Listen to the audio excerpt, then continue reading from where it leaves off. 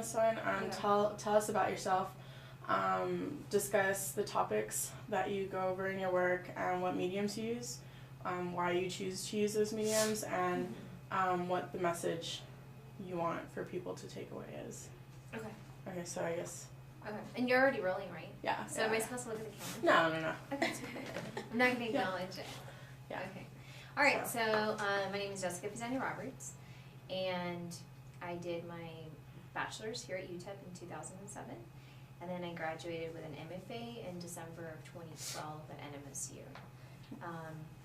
My emphasis was in sculpture, or is in sculpture, but with completing like your master's, it's a very interdisciplinary type of program. So I consider myself like a sculptor, video artist, video installation,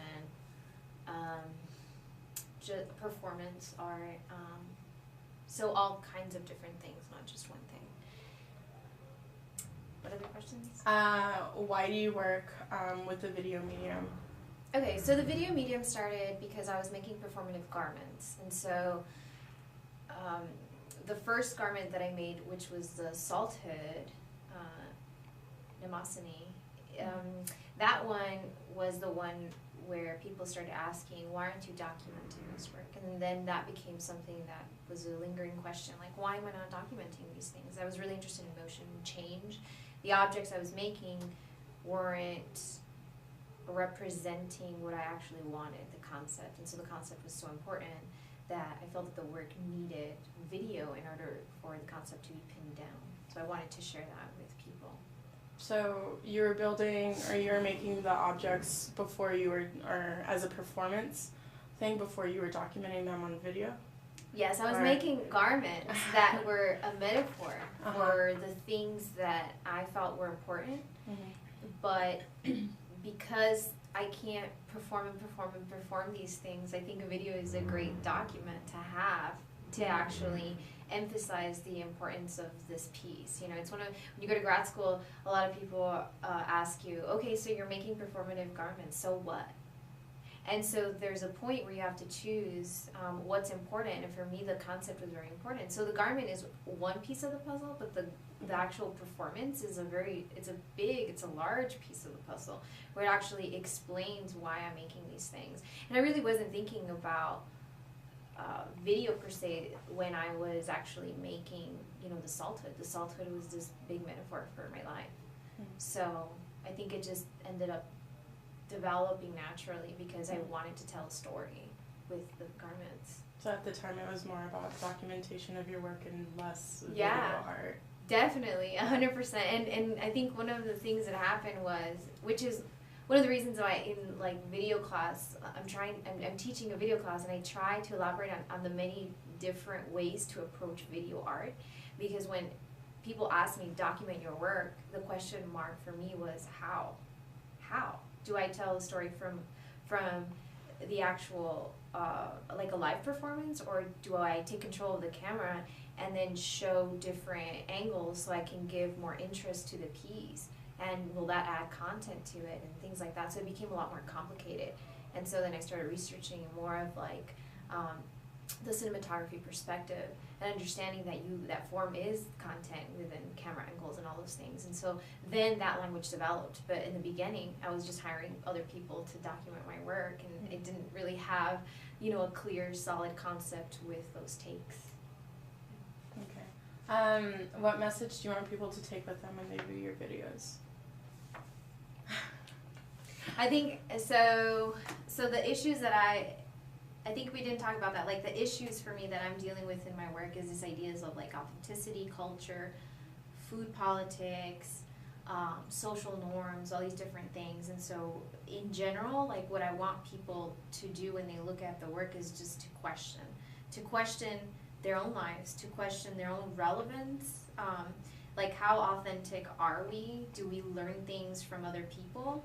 Or is that really something that is real to us because we choose it? So is it nature or nurture? Like I want people to question who they are, because I'm constantly questioning who I am. And so you see the garment and then you see the video and you see sometimes like a very contrasting story. And I think people are more complicated than just one thing. So my purpose is so that I open up the questioning instead of trying to pin people down to one thing. So giving multiple meanings is really important. So I really want people just to question social norms, and that's in general. It's not just like feminine norms. It's also masculine norms, and it's just the humanity of how we create society.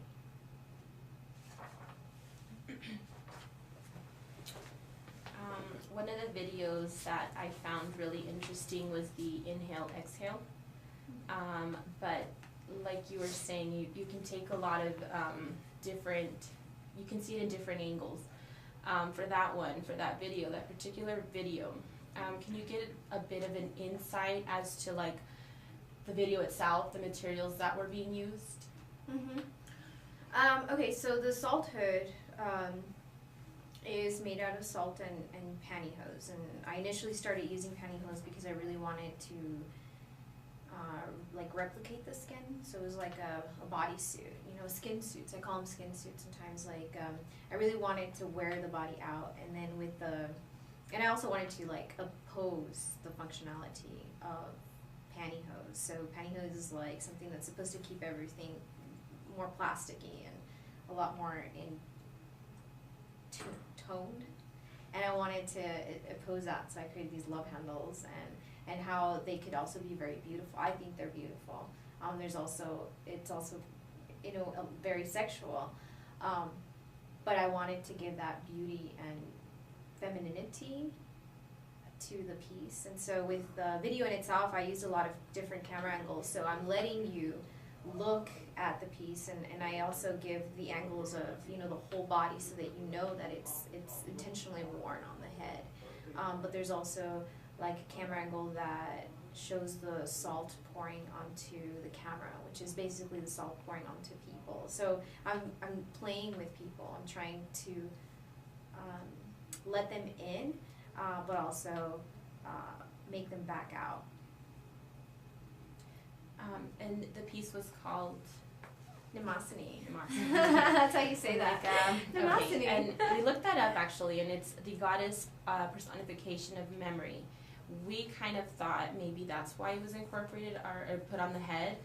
Does that kind of go with it, or? Yeah, it definitely goes with it. I mean, when you look at salt, I mean, just the material itself, like it could be interpreted as like tears, as emotion. And also, you know, I researched, and that's what I do with a lot of my work. Like, I'm always researching the materials to see where they come from and how they were initially used.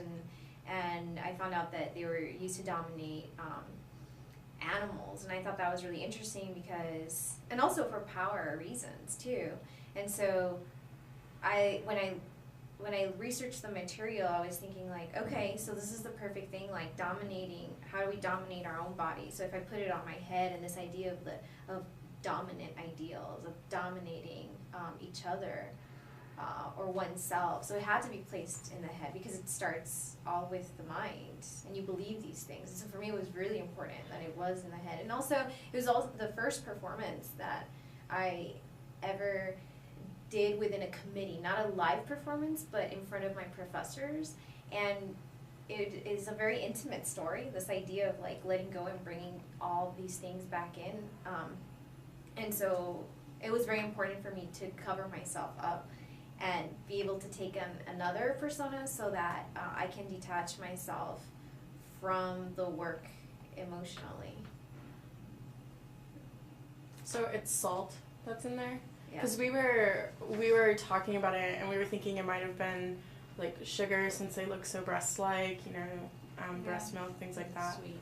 Yeah. Mm-hmm. And they're supposed to mimic love handles or breasts, or both. I was going for love handles, but I know a lot of people were like, that looks like breasts. and really, you know, these I call them plugs. They're not, you know, people are like, those are the nipples, and I'm like, they're plugs. They're like ear plugs, actually. Like when you pull these things out, they're casted from earplugs, and you know, I'm looking at packaging. I'm looking at like toothpaste, and I'm looking at the nipple that creates that toothpaste. I wasn't really even looking at the breast as a model. I was really looking looking at how we package things and putting that on there, and this idea of the ear and turning and like not listening to the outside. So I think that that's also a big metaphor, but it really takes the object in itself to actually look at it and find those visual clues.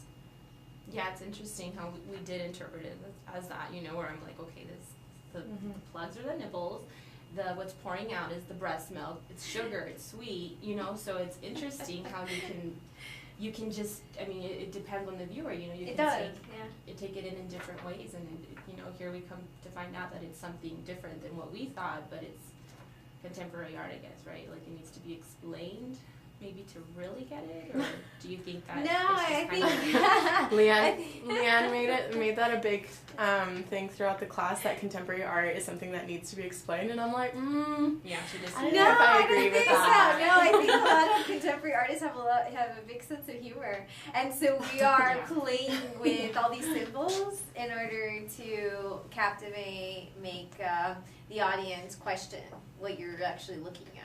So, I mean, for instance, I didn't take, like, the sample of the little breast. Like, it's just the tube of the pantyhose, and the weight is the one that brings it down. And so it's not even, like, I wasn't, like, literally trying to create these breast shapes. It's just, you know, the placement also of these plugs. And so these things, I mean, really you can look at it as abstract, or you could look at it from a non-abstractive perspective, but it is basically abstracted a lot. And so, but it's funny because everybody's going to take different. And I actually enjoy that, because I enjoy people coming up to me and telling me, like, I read your work in a totally different way. And to me that's refreshing, because it creates a more of an objective perspective where a lot of different opinions can come into the work. You know, work that I feel like the work that is most successful is the one that it can be open to all these different interpretation, whereas work that isn't as interesting just pins one thing, one subject down. And I think that doesn't give, you know, it's like a poem. A poem, you can read it over and over and analyze it and take it apart and then put it back together, and every single time it can have a different meaning. And that's like timelessness. That's like a timeless piece. So, yeah. Okay, so I want to talk about your Sugar and Spice video. Yeah. What materials do you use in the piece? I know you mentioned yesterday that you use sugar in it. Well, obviously sugar and spice. And how are they significant to the performance? Yeah, so Sugar and Spice was actually inspired by the nursery rhyme. Girls are made of sugar and spice and everything nice. I actually have a clip. Is it okay if I play it? Yes. Yeah? Okay. So, let's see. So here's the inspiration. Is this yours? Yours? Let me put volume.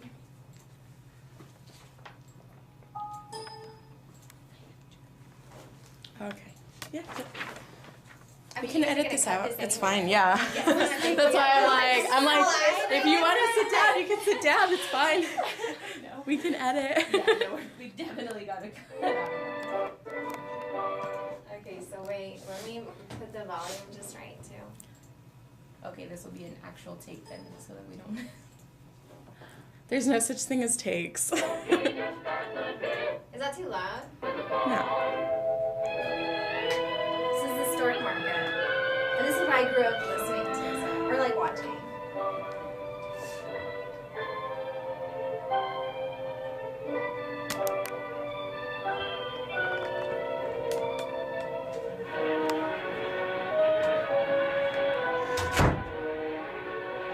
What are little boys made of? What are little boys made of? Nails and snails and puppy dogs' tails. That's what little boys are made of.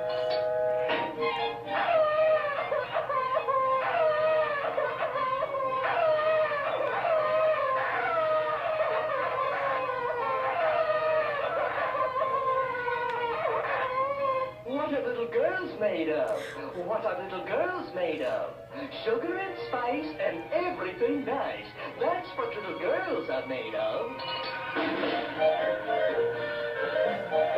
Oh, wow.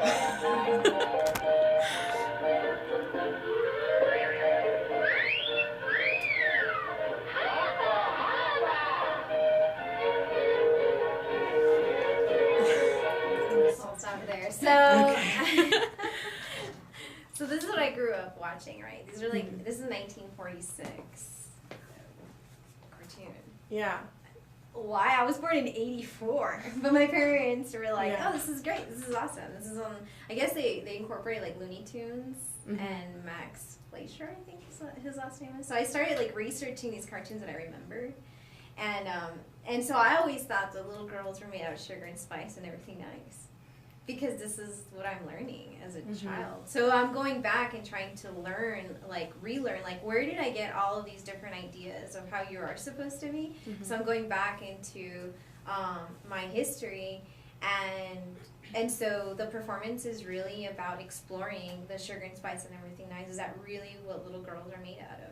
And so I am cooking the sugar and spice, and for me it was really important to cook it and then see how the sugar reacts. Like it turns into a solid and then liquid and then solid, and so it's really interesting because you also have to, you know, the process is you cook it and it's liquid and then it hardens again, but then it creates like these rocks, and then I would bang it, and so there was like this very like passive like cooking, and then there's this like banging which is very aggressive. So incorporating these ideas of actually masculinity and femininity within one body, and I think a lot of artists, Linda Benglis is somebody who works in those same type of ideas of everything is both soft and hard, and we all have that. And so for me it was really important to research that and do it into a live performance. And so I show all the different things. And I also looked at Egyptian culture because Egyptian culture is one of the cultures that was very fascinated with beauty and smelling nice and looking good. Men were the ones wearing makeup, and it was for protection from the sun. And so there's all these like ideas of where cosmetics come from, and gender roles that flip from one place to the next. And for me it was really important to just explore it all the way. Can you send me a link to that? Yes. I think that would be important to show in the presentation. Yeah, for sure. It's like a precedent. How do the food elements of your work relate to the culture and religious symbolism that's present? Because I know there's some shots where you're standing very much like the Virgin Mary. So I guess what's... Right. So I really... I think one of the reasons that I really wanted to capture that, I mean, in the live performance, I did stand and I stood there, and then I started looking at the footage from the live performance and saying, whoa, because I wasn't really guiding myself with the Virgin Mary. I was actually, one of the big inspiration was the Venus of Ephesus, and she's these very like a sculpture, a pagan sculpture with all these breasts, and so the garment is kind of reminiscent, like construction wise I was basing it off of the Venus of Ephesus. And so and then when I started looking at, you know, the hood that I created on the face and stuff like that, I said, this is Virgin Mary, this is Virgin Mary stuff, like this is exactly like the statue, and I know that I'm influenced by it because I go to church on Sundays, and I'm always looking at the artwork, and I'm always really interested in how the church would tell their stories through images. And so for me it was very important to show like her face that is just so passive, yet she has to go through all these things like of pain, but she doesn't show that at all. This is like her poker face. And so it's so interesting for me that she goes through all this suffering and having to let her child die and all these things, but yet she's you never she's see okay. her, you never see her like wailing or anything. No, It's she's always like just... this angel, this very happy, not even happy, just beautiful, right? She's this ideal. And so, I mean, the shoes are so significant because of that, because I'm just saying, like, so is she just like this passive being, or is she actually like a human being? Is she sexual? Is she a real person? And I think it's important to point out that whoever these people were, if they were real or if they weren't, that they were people. That's important to me, that they are people. So you didn't start off with the idea of portraying the Virgin Mary, it just kind of happened? Yeah. Like it was just like a subconscious thing? Yeah. I think I'm always researching Venuses from the past, and I think that's been really important for me. Even now in the future project that I'm working on, I'm researching constantly because for me there's a lack of story when it comes down to the Catholic Church. You know, we only have the Virgin and the Whore, and there's no in between. And for me, it's very important to research goddesses, because goddesses are portrayed as being sexual and being holy and bringing all these different things, whereas with Catholicism we only have those two, and I don't understand why women in a sense can't have both identities. Like, why do you have to be split, and then why are they split between good and bad? Is there a possibility that all of it is a good thing? And that's where the shoes come in. The shoes come in because of that. I started using those shoes with Venus, which was the striptease video, and I was very interested in combining, you know, that whore and goddess dichotomy. Like, I really wanted the binary to just blend, for it to be a hybrid, so that I had something to look up to and say, you know what, all these images of women that are not there, I'm looking at the past because they are there. They just haven't been presented within this Bible book or within this religion, and I feel that they're missing, and so I'm trying to bring them back to tell different stories, so that not just women, but that we all look at the past and see how stories evolve to benefit one category or another. And then the last question for that piece is about the timer and the consistent, ticking noise throughout the whole video. What significance does the timer have? Yeah, the timer is a big part of it, because even when you look at the cartoon, you look at, when we had our Industrial Revolution, like, we're making cartoons, this is the 1950s, right? So we're making cartoons of industry with human beings. And so the timer becomes that industry symbol. The fact that there is a perfect recipe to create this feminine ideal. And I think 1950s is like a perfect example of the feminine ideal, the nuclear family, these ideals of having, the perfect family, which was just created, but not really, I'm not saying it didn't exist, that people didn't live like that. I'm sure there were some families that lived happily and really excited and everything like that, like we see in the 1950s, like sitcoms, but I don't completely believe that. I do think that there's a lot of different things that were happening. So the timer becomes that, like, the time that we give something in order to get the right result, which is just like cooking.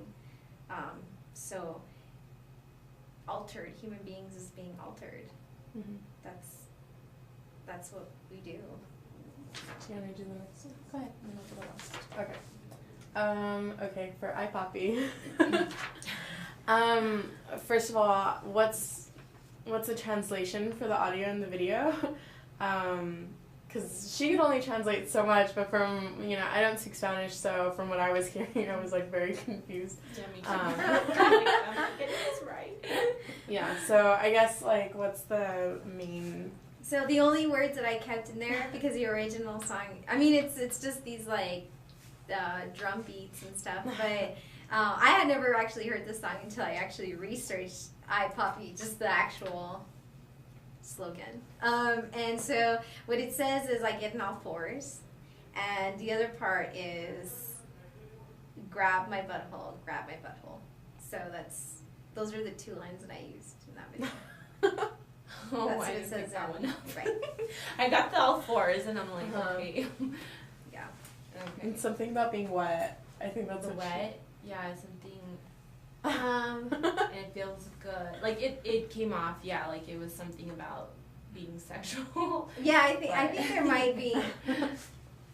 I should just play it. I should, like, play it and then hear it. But I do believe that there is something that says, she's wet or something like that.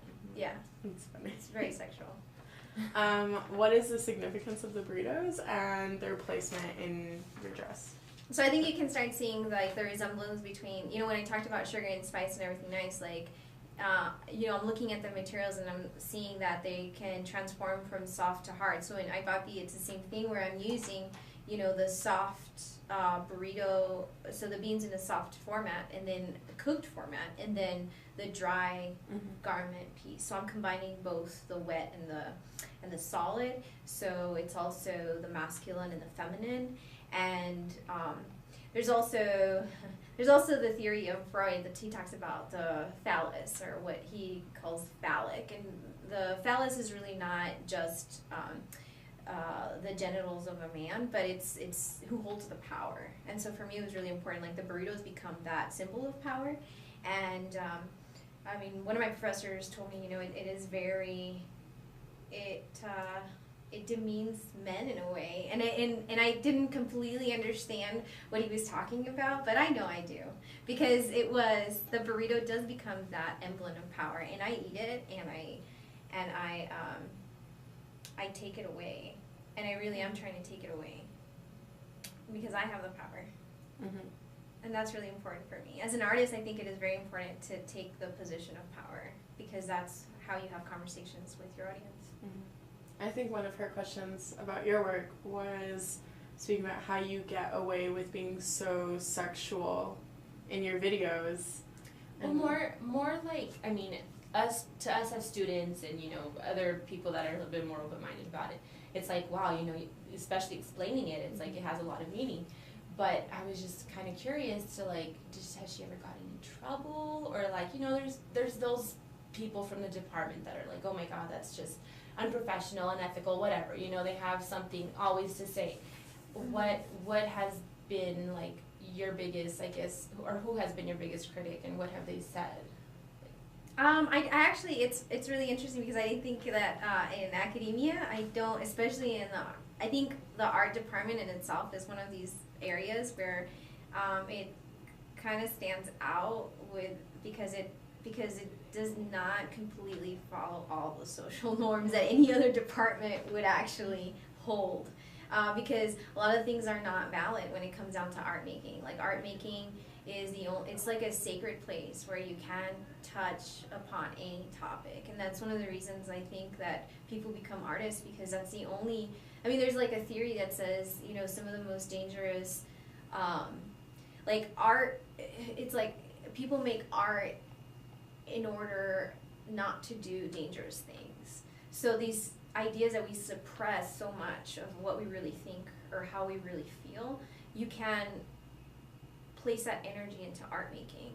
And I think that's really important, because, I mean, if you think about it, we are always living through all these different rules. We have to follow these different rules. But the art department is a different place, because you can break rules, because it is in the name of art. And I always ask my students, like, you know, where are those lines?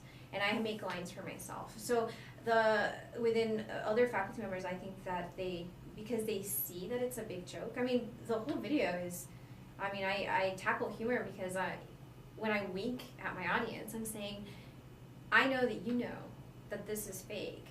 You know that you know? I'm really interested in them knowing, like, I'm letting them into the joke. The joke is that we're all hypersexualized, women and men, and we all follow it, and nobody talks about it, and everybody's okay with it. And it's not okay, yet I'm presenting it, and I'm laughing at it, and I'm saying this is ridiculous. So when people from art faculty look at it, they know what I'm talking about. I don't know if the larger audience knows, but that doesn't matter to me. It matters that there's this space that people can ask questions, and they can say, what the heck is this? Why? And if they really look at it and research it, they're going to find answers. That it really is about our bodies, and because everybody owns our bodies except for us, and it's very important for an artist to own their own body, their own image. Going back kind of to what we had when we started off, saying that contemporary art not necessarily needs to be explained, but it makes more sense when it's explained. And, you know, going with the winking, you know, after doing a whole the sexual poses, the stripper heel, like, you know what I mean, after doing all of that.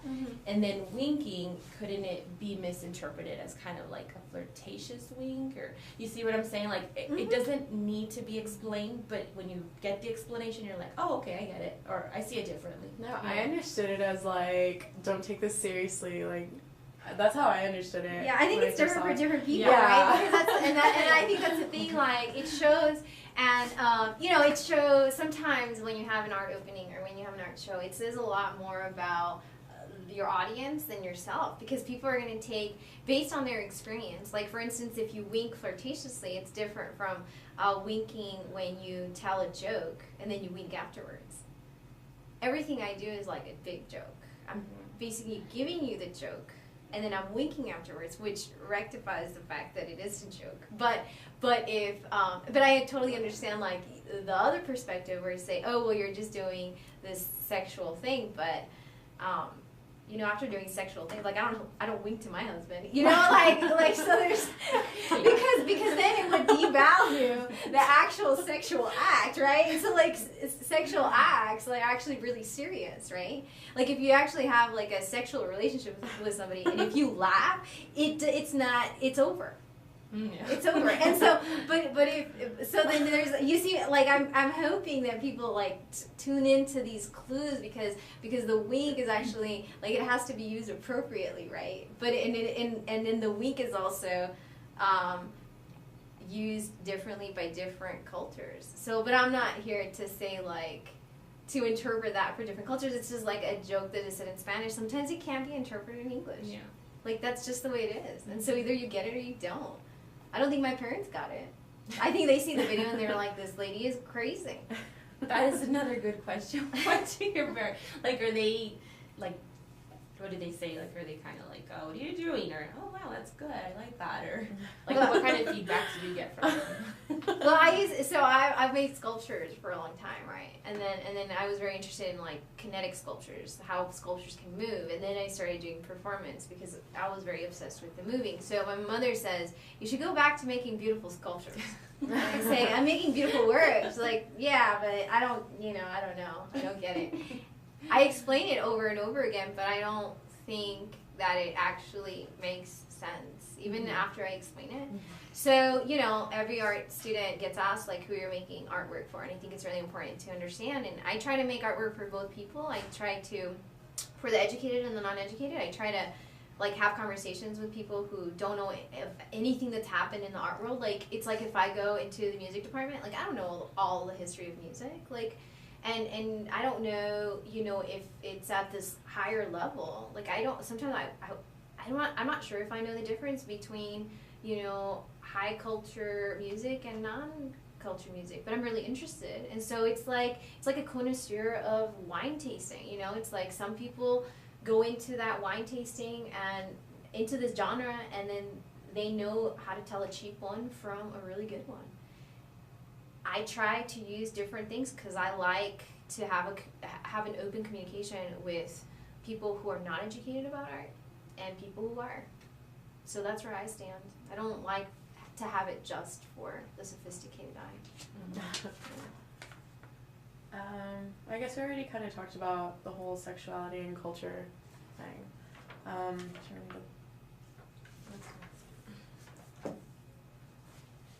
Okay. So you have been referenced as a Chicana artist by others. Do you feel this is an accurate description of you and your work? Why or why not? I think you had referenced that you didn't really see yourself as a Chicana artist. Or you didn't put that label on yourself. Other people kind of put it on you. Mm-hmm. So, I think making a piece like the burrito piece, I think that basically labels it out for me.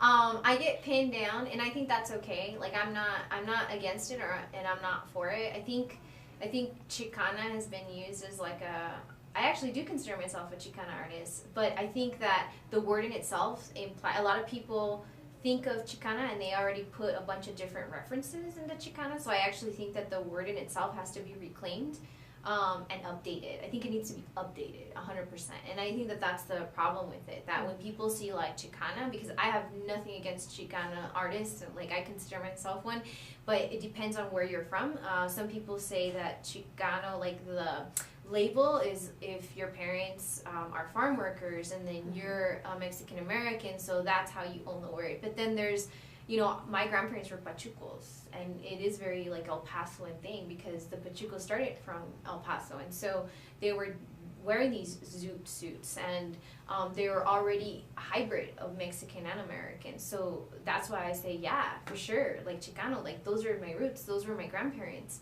But then you go somewhere else, and then they make it exclusive. And then some people downgrade it to say, oh, they're just pochos. They just people that don't know the difference between speaking real Spanish or not. And so there's all these, again, it needs to be reclaimed and it needs to be wiped clean of all these stereotypes from the actual word. So I found that like people who are educated will use Chicano, Chicana, and then people who are not, they'll say like, are you serious? You actually claim Chicana? And so it's really interesting to see how everybody interprets the word differently. So I have no problem with it. I actually, like, I think it's powerful, like, Pachucas were adopting the men's suit, too, to cancel themselves out from the whole, like, American housewife type of symbol. So I think it's powerful that they took on these, like, male personas. My grandma didn't wear like skirts. She wore jeans, and so it was very like rebellious. That's crazy. Like, do you think it's ever worked against you, like outside of this geographical area? I'm not really sure. I mean, the last thing I heard is that like in New York, there's a lot of embracing of Chicano art, and so you know it's always gonna be this thing where it's a good and a bad thing to be pinned. That's the point. Because then if it's pinned down, then people can say, oh, well, it's like fashion. Now what's in is skinny jeans and bell bottoms are out. Mm-hmm. And so once an artist gets pinned down and they say, oh, well, she's a Chicana artist. Well, she's not in right now. She's not in season. Mm-hmm. So it's very important to always keep moving and keep basically remaking yourself, remaking your work, and really moving forward. Yeah. We already talked about the heels. Yeah. Is there anything to add, like in regards to other works, or is it? I don't know. Is it similar to what?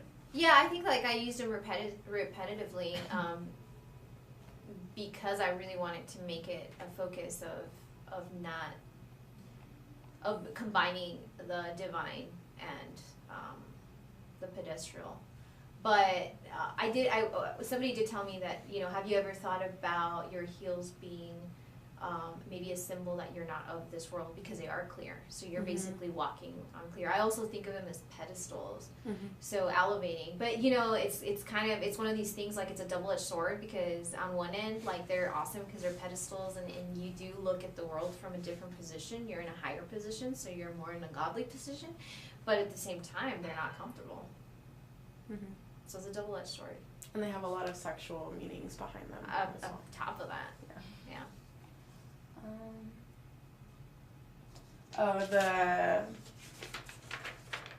The cultural issues, the whole 2 videos where you don't discuss cultural issues, but you talk about women's issues. I guess the main idea, would you define your work, your work as feminist? Because a lot of your videos do tackle a lot of women's issues, and what people would think were feminist issues. Yeah, definitely. I consider myself a feminist in the way in which the most progressive type of feminist there is, which is they call it, I guess it's like the third wave, but one of my art historian colleagues said that we're on like the 5th wave. So I consider whatever wave we're in, that's the one I'm in. And I consider it like the most updated because it doesn't, I'm not trying to denigrate anybody. Like, you know, Hannah Wilke, for example, was doing a lot of performances where she would get naked, and then a lot of the second wave feminists were very angry with her and saying, you're not a real feminist because you're getting naked. and that degrades us. And so I feel that I'm in this different wave in which I'm not choosing one side or the other. I'm not saying, oh, well, if somebody gets naked, then they're not a feminist. I'm saying let's embrace all the different things that feminism has brought in, which is just to be kinder to one another and to really see men and women equally and in a more like humanistic perspective where people are actually equal, not downgraded to say like you belong in the kitchen, you belong in the workforce, because some men really like the kitchen. My husband really loves the kitchen, and so yeah, I consider him a feminist. You know, some of my male professors would often tell me I'm a feminist too. So I believe that. I don't believe in like not showing sexuality on camera because that's part of who we are. We're these animals, and so that's where I stand with the feminist position. So would you categorize another category? What would you put your work as feminist art, or are you definitely a feminist who just creates art?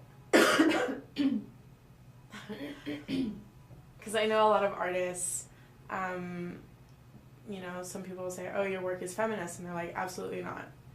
Absolutely not. Even though their work does tackle the same types of, or they're speaking out against the same types of things.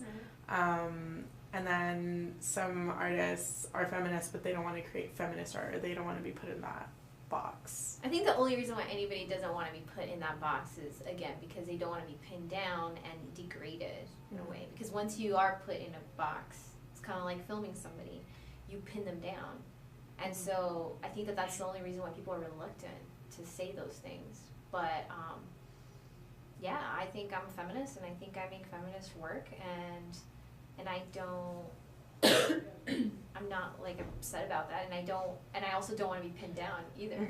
So, I always want people to have that question mark. Like, is she really talking about just women or just people in general? Because I think I'm talking about people. Whatever affects women is going to affect men. It's going to affect children. It's going to affect society.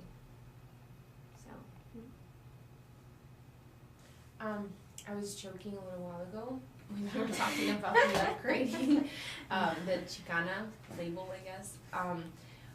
Wouldn't you, or how would you see it as to like be able to kind of like upgrade the word and maybe take on the label to say, you know what, this is what a new Chicana is or about, or how do you feel like you could kind of upgrade the word yourself through your work? How can I upgrade the word? I think that, like, you don't think by taking on that label, like, yeah, I am a Chicana artist, and, you know, this is my work, and this is what it means to, like, kind of, upgrade it. But see, that's the problem. By saying, like, that this is what it really means to be a Chicana, I think that's what's problematic. Because then you say, well, it's better than being Hispanic, or it's better than being, and so that's the problem with it. The problem is that nothing is better than the other thing. It's just that we place these things and say that this is important, this is not. So I rather say embrace everything and say, it's whatever you want, you think that I am, because I refuse to take a position in which I am either going to elevate or denigrate the word. I don't think that those words should be denigrated or elevated, because by elevating, then you denigrate something else. And so it's very important to understand the politics between semiotics. Words are weapons. And so I don't want to take that position and to say, I'm the new superhero, I'm the new Chicana superhero. Everybody join me into the Chicana world, because I am what it means to be an authentic Chicana. I don't really think that authenticity is something, I think it's dangerous. I think authenticity is dangerous because of that, because then it creates this idea of like group thinking. I don't like group thinking. I like independent thinking. I like critical thinking. I want people to critically think about what's actually presented to them. I think that goes back to the whole feminist thing too. Like, that's the same thing, with the Chicana, the feminist. Are you feminist? And you're making feminist work? Yeah. It's like, well, I mean, yeah, but no. Yeah. It's a very tricky. I think we're done. That's Yeah, right I think now? that's the last one. Okay. But I know, like, I've had this, or I've been in the vicinity of Becky Hendrick talking about her work. And she's one of the ones She's very who, hesitant to say no. She's one of the ones that's like, no, I don't create feminist art, or I'm not a feminist. But a lot of her work does deal with those things, or from the woman's perspective. I think, and that's a problem. Like, Yeah. I am a woman. I've lived my life as a woman. I've been treated as a woman, and everybody reacts because I'm a woman. So my whole experience is based from this feminine perspective. The only way I get treated differently is when I'm wearing man clothes and nobody really, so then that becomes, I'm invisible. So it's one way or the other. Either I wear man clothes and I go to Home Depot and nobody looks at me, or I'm wearing feminine clothes and people acknowledge I'm there. I live my life as a woman, but it's all drag anyway. So just, you know, we're not really one thing or the other. I was like, is there any way to live without being so pinned down to gender roles? Because I don't think that they should exist. But I don't know, maybe it's just a way to like make sense of the world. Yeah, I think that's it. Like, just this human need to categorize, or to put things in categories. You have to put it in a pocket so that you can treat. Yeah, I think that's it. Yeah, we're done. You can stop the tape. I just wanted to kind of, it's interesting, like with when we studied